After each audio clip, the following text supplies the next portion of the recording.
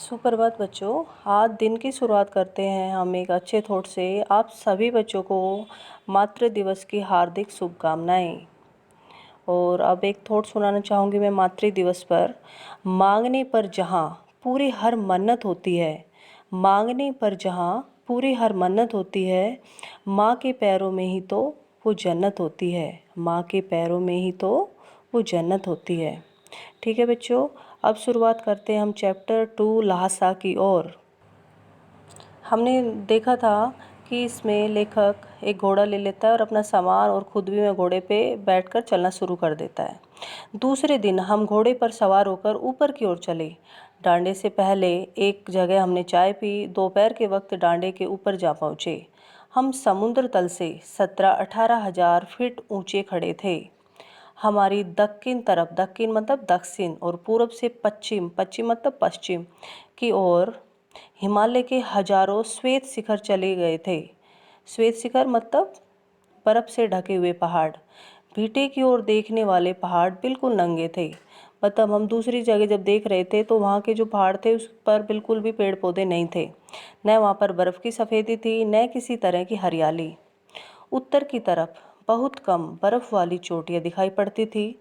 सर्वोच्च स्थान पर डांडे के देवता का स्थान था, जो पत्थरों के ढेर, जानवरों की सींगों और रंग बिरंगे कपड़ों की झाड़ियों से सजाया गया था।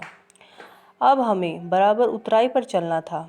चढ़ाई तो कुछ दूर थोड़ी मुश्किल थी, लेकिन उतराई बिल्कुल नहीं। शायद दो एक और सवार साथी हमारे साथ चल रहे थे। मेरा घोड़ा कुछ धीमे चलने लगा। मैंने समझा कि चढ़ाई की थकावट के कारण ऐसा कर रहा है और उसे मारना नहीं चाहता था मैं। धीरे धीरे वह बहुत पिछड़ गया। अब यहाँ पर लेखक अपने साथियों से पिछड़ जाता है क्योंकि उनका घोड़ा बहुत धीरे चल रहा था। मैं दानक्विस्तो की तरह अपने घोड़े पर झूमता हुआ चला जा रहा था। यहाँ पर दानक्विस्तो यहाँ पर एक स्पेनिश उपन्यासकार है जो हमेशा घोड़े पर चलते थे। जान नहीं पड़ता था कि घोड़ा आगे जा रहा है या पीछे। जब मैं जोर देने लगता तो मैं और सुस्त पड़ जाता। एक जगह दो रास्ते फूट रहे थे। मैं बाएं रास्ते ले मील 1.5 मील चला गया। यानी मैं अपने साथियों से किस तरह से अलग हुआ कि एक जगह से दो रास्ते फूट रहे थे तो उसने गलत रास्ता चुन लिया, इसलिए मैं अपने साथियों से पिछड़ गया। आगे एक और घर से पूछने पर पता चला कि लंकोर का रास्ता दाहिने वाला है, और फिर उसी को पकड़ा। 4-5 बजे में करीब मैं गांव में से मील भर पर था तो सोमती इंतजार करते हुए मिले। मंगोले का मुंह वैसे भी लाल होता है। अब तो मैं पूरे गुस्से में थे। उन्होंने कहा, मैंने 2 टोकरी कंडे फूंक डाले, 3-3 बार चाय को गर्म किया। एक जगह से दो रास्ते फूट रहे थे। मैं बाएं रास्ते पर 1.5 मील चला गया। ठीक है, तो आपने देखा कि वहाँ पर सोमती उनका इंतज़ार करते हुए पाता है और वह गुस्सा हो जाता है और वह कहता है कि आपने इतनी देर क्यों लगा दी। मैंने एक 3-3 बार चाय पी ली, 2 टोकरी कंडे फूंक डाले। ठीक है, मैंने बहुत नरमी से जवाब दिया, लेकिन मेरा कसूर नहीं है। मित्र, देख नहीं रहे हो कैसा घोड़ा मुझे मिला है? मैं तो रात तक पहुंचने की उम्मीद रखता था। खैर, सोमती को जितनी जल्दी गुस्सा आता था उतनी ही जल्दी ठंडा हो जाता था। लंकोर में वह एक अच्छी जगह पर ठहरे थे। यहाँ भी उनके अच्छे यजमान थे। यजमान होते हैं जैसे यजमान होता है कि उन्होंने जितने भी एक गांव है जैसे उसमें घर पकड़ रखे हैं कि उनके वहाँ जो भी पूजा पाठ होगी तो वह करवाने जाते हैं, तो वो यजमान बोले जाते हैं बच्चों। अब हम बात करते हैं। पहले चाय सत्तू खाया गया, रात को गर्मा गर्म थुक्पा। अब हम तिगरी के विशाल मैदान में थे, जो पहाड़ों से घिरा टापू सा मालूम होता था, जिसमें दूर एक छोटी सी पहाड़ी मैदान के भीतर दिखाई पड़ती थी। उसी पहाड़ी का नाम है तिगरी समाधिगिरी। आसपास के गांव में सोमती के कितने ही यजमान थे। अब यहाँ पर सोमती बार बार जो आ रहा है, सोमती थे यहाँ पर एक बौद्ध भिक्षु। ठीक है, कपड़े की पतली पतली चिरी बत्तियों के गंडे ख़त्म नहीं हो सकते थे। यानी गंडे क्या होते हैं? ताबीज जो होते हैं। क्योंकि बोध गया से लाए कपड़े के ख़त्म हो जाने पर किसी कपड़े से बोध गया का गंडा बना लेते थे वो, क्योंकि वो हर घर में क्या बांट रहे थे, जो गंडे हैं ताबीज़ वो बांट कर चलते जा रहे थे। वह अपने यजमानों के पास जाना चाहते थे। मैंने सोचा यह तो वहाँ हफ्ता भर उधर ही लगा देगा, यानी ज़्यादा टाइम वहाँ लगा देगा यजमानों के पास अगर सबके पास जाएगा। तो मैंने उनसे कहा कि जिस गांव में ठहरना हो उसमें भले ही गंडे बांट दो, मगर आसपास के गांव में मत जाओ। इसके लिए मैं तुम्हें लासा पहुंचकर रुपए दे दूंगा। सोमती ने स्वीकार किया। दूसरे दिन हमने भरिया ढूंढने की कोशिश की, भरिया मतलब बाहर ढोने वाला, लेकिन कोई नहीं मिला। सवेरे ही चल दिए होते तो अच्छा होता, लेकिन अब 10-11 बजे की तेज़ धूप में चलना पड़ रहा था। तिब्बत की धूप तो बड़ी कड़ी मालूम होती है। यद्यपि थोड़े से भी मोटे कपड़े से सिर ढाक लेते तो गर्मी ख़त्म हो जाती है।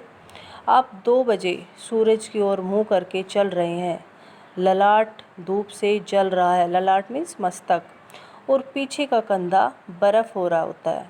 मतलब अगर धूप सामने है तो पीछे ऐसा होता है कि बिल्कुल ठंड लग रही होती है। तो इस तरह की वहाँ पर मौसम था। फिर हमने पीठ पर अपनी अपनी चीज़ें ला दी, डंडा हाथ में लिया और चल पड़े। यद्यपि सोमती ने अपरिचित तिगरी में थे, लेकिन वह एक और यजमान से मिलना चाहते थे, इसलिए आदमी मिलने का बहाना कर सेकर विहार की ओर चलने के लिए कह गए। तिब्बत की ज़मीन बहुत ही अधिक छोटे बड़े जागीरदारों में बटी हुई थी। इन जागीरों का बहुत ज़्यादा हिस्सा मठों के हाथ में था।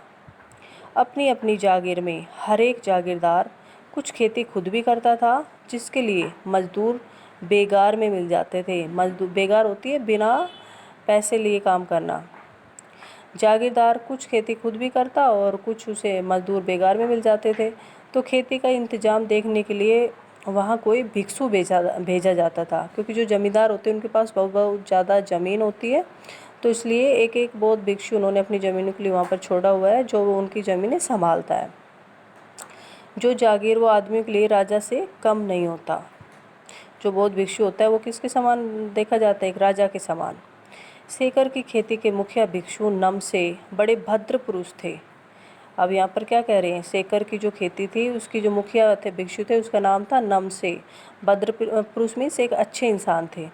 वह बहुत प्रेम से मिले। हालांकि उस वक्त मेरा वेश ऐसा नहीं था कि उन्हें कुछ ख्याल करना चाहिए था, क्योंकि मेरा वेश कैसा था? भिखारियों वाला। तो फिर भी वह बड़े ही अच्छे तरीके से मिले।